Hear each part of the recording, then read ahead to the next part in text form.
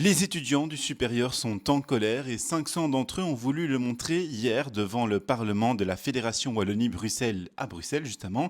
Mais ça ne s'est pas vraiment bien passé, je t'explique tout, mais d'abord abonne-toi et laisse ton avis en commentaire. La contestation tourne toujours autour du décret paysage qui est le texte actuellement qui réglemente l'ensemble des études supérieures en Belgique francophone. Ce texte, il a été déjà revu plusieurs fois et c'est aujourd'hui la version de Valérie Glatini qui est d'application.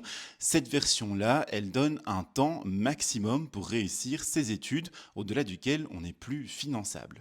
Alors, je ne vais pas refaire tout l'historique du décret parce que c'est assez long et compliqué, mais donc très simplement, l'an passé, on n'était pas dans la même forme du décret paysage, on était avec des règles assouplies, et cet assouplissement, au lendemain des élections 2024, a été supprimé par la nouvelle majorité MR engagée, avec la promesse d'arriver avec un tout nouveau décret, un tout nouveau règlement pour cette rentrée-ci. Sauf qu'au final, ce nouveau texte n'est pas du tout prêt et c'est donc la version paysage de Valérie Glatini qui s'applique avec donc des étudiants qui deviennent non finançables parce qu'ils ont dépassé le temps limite pour faire leurs études. Pour ces étudiants, il ne reste que deux possibilités, soit leur école ou leur université accepte de financer la suite de leurs études, soit leurs études sont arrêtées.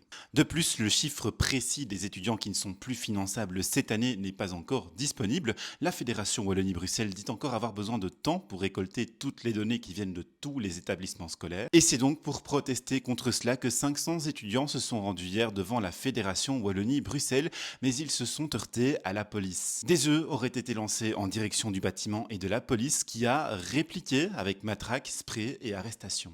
La Fédération des étudiants francophones a lancé son site nonfinançable.be pour que les étudiants qui sont devenus non finançables puissent se déclarer eux-mêmes. Ils espèrent ainsi mettre en lumière l'étendue du phénomène. En attendant, on le voit, le décret paysage n'en finit pas de faire des mécontents parmi les étudiants.